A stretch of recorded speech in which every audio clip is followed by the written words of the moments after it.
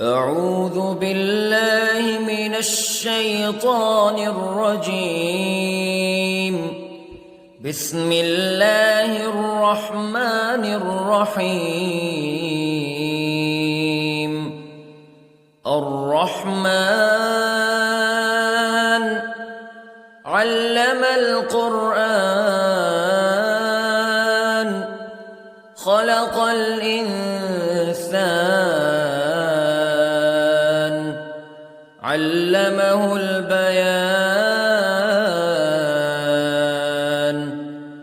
الشمس والقمر بحسبان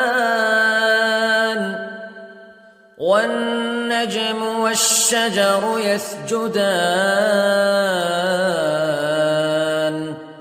والسماء رفعها ووضع الميزان ألا تطغوا في الميزان وأقيموا الوزن بالقسط ولا تخسروا الميزان. والأرض وضعها للأنام فيها فاكهة والنخل ذات الأكمام والحب ذو العصف والريحان فبأي آلاء ربكما تكذبان. خلق الإنسان من صلصال كالفخار وخلق الجان من مارج من نار فبأي آلاء ربكما تكذبان. رب المشرقين ورب المغربين فبأي آلاء ربكما تكذبان. مرج البحرين يلتقيان بينهما برزخ لا يبغيان فبأي آلاء ربكما تكذبان. يخرج منهما اللؤلؤ والمرجان فبأي آلاء ربكما تكذبان. وله الجوار المنشآت في البحر كالأعلام فبأي آلاء ربكما تكذبان. كل من عليها فان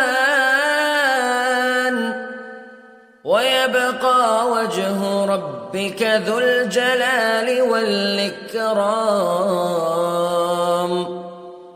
فبأي آلاء ربكما تكذبان. يسأله من في السماوات والأرض كل يوم هو في شأن فبأي آلاء ربكما تكذبان. سنفرغ لكم أيها الثقلان فبأي آلاء ربكما تكذبان.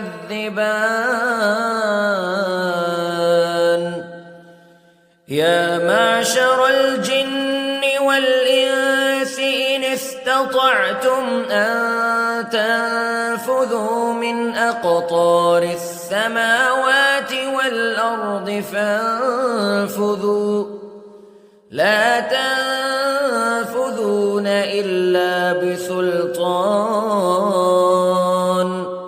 فبأي آلاء ربكما تكذبان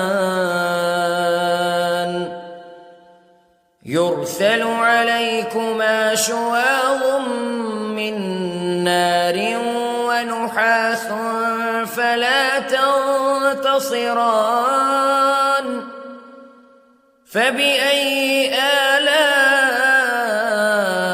ربكما تكذبان فإذا انشقت السماء فكانت وردة كالدهان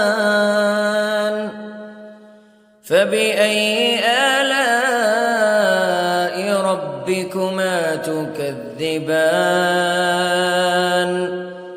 فيومئذ لا يسأل عن ذنبه إنس ولا جان فبأي آلاء ربكما تكذبان يعرف المجرمون بسيماهم فيؤخذ بالنواصي والأقدام فبأي آلاء ربكما تكذبان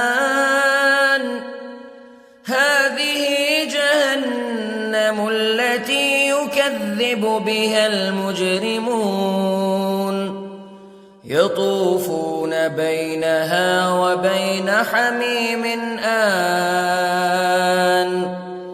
فبأي آلاء ربكما تكذبان ولمن خاف مقام ربه جنتان فبأي آلاء ربكما تكذبان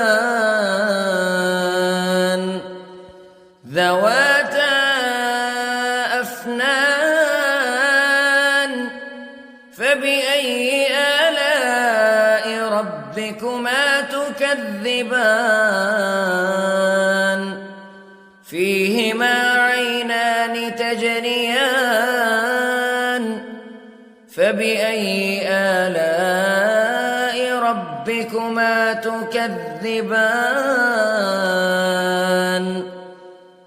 فيهما من كل فاكهة زوجان فبأي آلاء ربكما تكذبان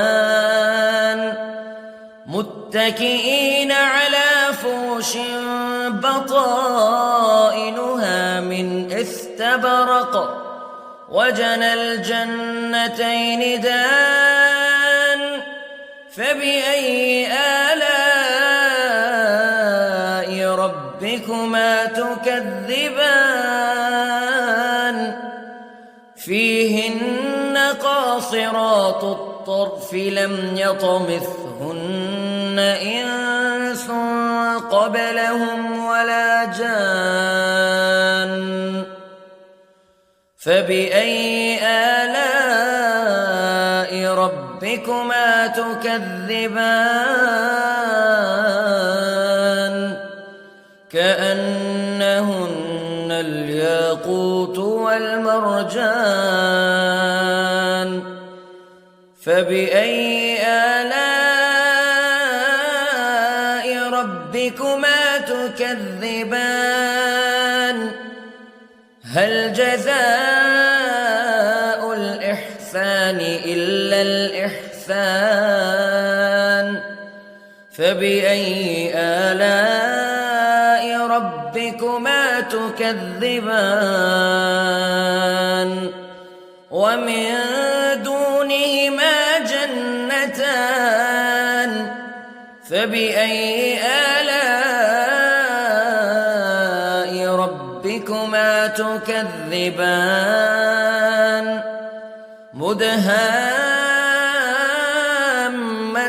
مدهامتان فبأي آلاء ربكما تكذبان فيهما عينان نضاختان فبأي آلاء ربكما تكذبان فيهما فاكهة ونخل ورمان فبأي آلاء ربكما تكذبان فيهن خيرات حسان فبأي آلاء ربكما تكذبان حور مقصورات في الخيام فبأي آلاء ربكما تكذبان لم يطمثهن إنس قبلهم ولا جان فبأي آلاء ربكما تكذبان متكئين على رفرف خضر وعبقري حسان فبأي آلاء ربكما تكذبان تبارك اسم ربك ذي الجلال والإكرام